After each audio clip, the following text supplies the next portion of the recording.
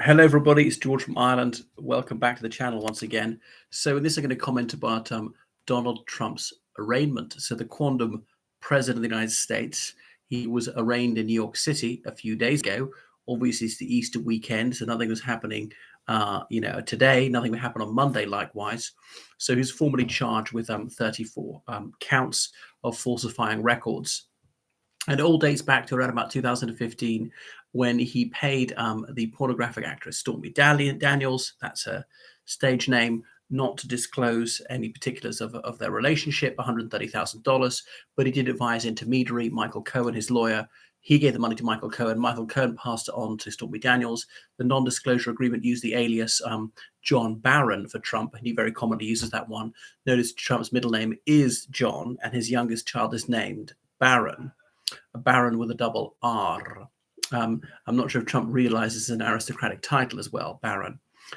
Anyhow, so Trump lied about what this was, claiming it was legal fees when it was actually, a hush money, and then tried to make it tax deductible. So that's part of the tax fraud, but also it's fiddling his electoral expenses. Was he paying for her silence mainly because he thought if she spilled the beans about his adulterous affair with her, it would queer the pitch for the election.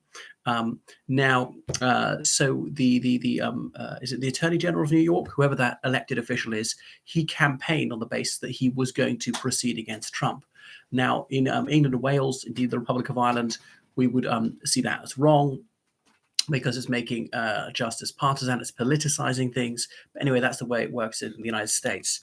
Now, Trump was warned by the judge not to make inflammatory statements. Nevertheless, Trump has said that the judge is a Trump hater and from a Trump-hating family. Now, there's a certain logic to Trump's case, though, of course, it's exaggerated and incendiary, is everything he says, because this judge's daughter, she worked for Kamala Harris briefly. She's the vice president, of course, a Democrat. That's to say, in the opposite party to Donald J. Trump. As for the judge's own political views, I don't know, actually. I mean, they're usually elected, so probably a Democrat, especially being New York. So will he be convicted? I'm told it's a very high bar to clear. It's actually quite difficult to prove that the main reason for buying that woman's silence was electoral and not just for general embarrassment. But general embarrassment is pretty unlikely, as Trump used to like to have his extramarital affairs splashed all over the front pages, would even phone up newspapers and get them to put headlines on the front pages in the 1980s about his extramarital affairs with Marla Maples and so on. So I think it's a bit more likely to see because, of course, New York as a state is fairly hostile to Donald Trump, his home state. But remember, the United States, I think I'm right in saying, in every state you have to have a unanimous verdict. All 12 jurors must vote guilty for the verdict to be guilty. So even if one votes not guilty, then the verdict is not guilty. We'll see he's pleaded not guilty to everything. They very often offer a plea bargain. If you plead guilty to some charges or drop other charges, you'll get a very light sentence. So he faces a maximum of 4 years in prison for this. And remember, these are now felonies, not misdemeanors.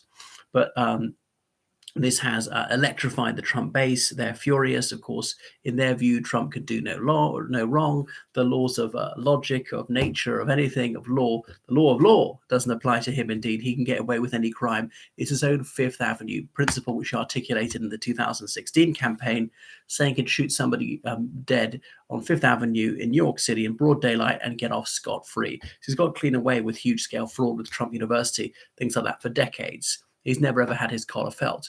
But just think about it. If he's convicted, he's very likely he's going to jail, even if not very long. Even if he doesn't get the maximum sentence, suppose he only gets 2 years and serves only 1 year, the sight of him in a jumpsuit would be deeply gratifying. But this might open a lot more charges to come against him. In Georgia's been investigated for electoral interference, for trying to twist the arm, metaphorically speaking, of an electoral figure, electoral official to disregard votes for the Democrats, to inflate the vote for the Republicans, as in himself, in that 2016 election. Perhaps a surprise and over recusal by this judge in New York City, but is that too remote? The way his daughter worked for Kamala Harris, I don't think it is too remote. But anyway, see how it works in the United States. but judges that very often are political appointees. They're appointed by Republicans or Democrats, and somebody's got to be a judge. Otherwise, nobody can ever be a judge because somebody's been appointed by someone else, a Republican or a Democrat. So a Democrat can't judge a Democrat because he or she is too sympathetic to the Democrat. A Republican can't judge a Democrat because he or she is perceived as hostile, and vice versa. So nobody can judge anyone because everyone has opinions. Well, that would be preposterous. Someone has to serve as a judge. Anyway, so I was speaking to an expert in American political affairs the other day, and he gives Trump only a 10% chance of winning the forthcoming election. I mean, I'd be surprised. Another thing we found from Trump's booking, though he was fingerprinted, he wasn't handcuffed, so we're told, is the weigh-in, and he's been caught lying. Oh, surely not. I don't believe it. Lying about his height, claiming to be 6'3", he's 6'1", lying about his weight because he's something like 125 kilos or whatever. But I did the BMI calculator, body mass index, and it turns out he's got a BMI of almost 36. Bear in mind that 30 is obese, so he's very obese. I mean, close to morbidly obese. For a man, if you're 76 years old and you've got a BMI of 36, your vital statistics are not good. What would an actuary say? You wouldn't get life insurance easily for that one. So he's owed a heart attack or a stroke. Now, this could just be debilitating. It could actually kill him. So will he be alive in November next year? I think probably, but it's not like a foregone conclusion. Maybe like an 80% chances to be alive. Even if he is alive, he could well have a very serious cardiac event because he's so overweight. So yeah, that's another thing to take into consideration. So is he going to seek the Republican nomination? I think it's a bit lower now, 50% chance that he will. If he seeks it, will he then get it? I think it's about 40% chance he'll actually be the Republican nominee next time. But will he win the forthcoming election? I think much lower, 20%. If he's acquitted, this will probably be a bit of a fillip to him. So although this has really motivated the Republican base, how about the independents? That's at least as 30% of the American population have no political allegiance. They could vote this way, they could vote that way, they might not vote at all. And quite often they don't vote at all. This is off-putting to them. And you need to not only get the vote out of people who are inclined to vote for you anyway, you need to win over these swing voters. So this is quite off-putting, yeah. So I think more charges will follow in Georgia and possibly other states for election interference, tax fraud, and so on. The very first time an ex-president of the United States has been charged with a crime, he's acting as though he's above the law. He's not. There is no sovereign immunity. Now he's no longer the head of state, and of course, he has to pay his tax. He has to tell the truth.